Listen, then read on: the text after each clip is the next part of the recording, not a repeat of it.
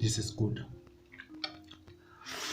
In today's episode, let's make some thick peanut chicken curry, and of course you'll need some peanuts, and these, just to mention, are raw peanuts, have not yet been cooked. I have some salt, some cooking oil, of course my chicken thighs, and I showed you how to separate your chicken into 3 different parts. Check out that. I also have some tomato paste, my list of spices, and I have some chicken masala, paprika, black pepper, turmeric, and some curry powder. I also have a bay leaf, my onions, garlic, and ginger, and some mint. And without further ado, let's get started.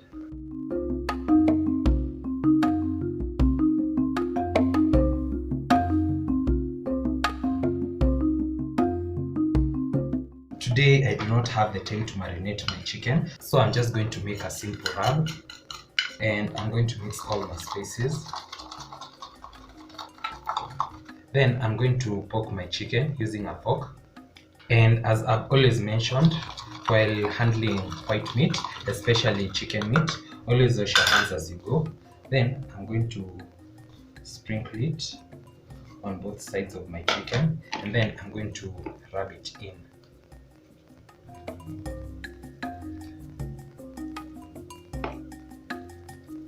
Then that's it for my chicken.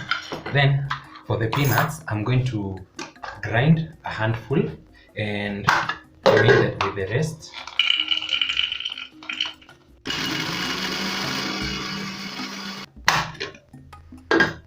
Then let's proceed to the other side and let's get started.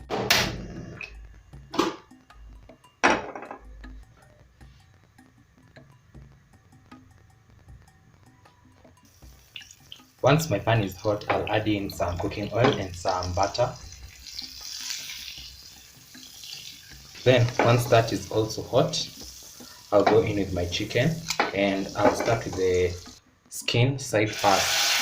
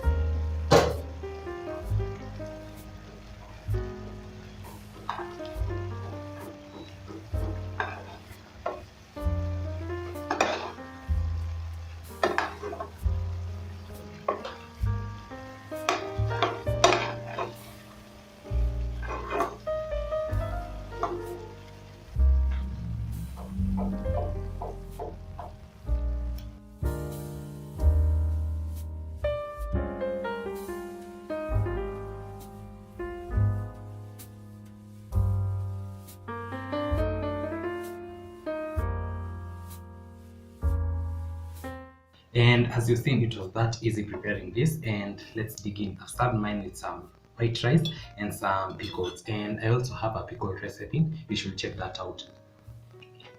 The pickles are good. The stew is amazing. Highly recommend.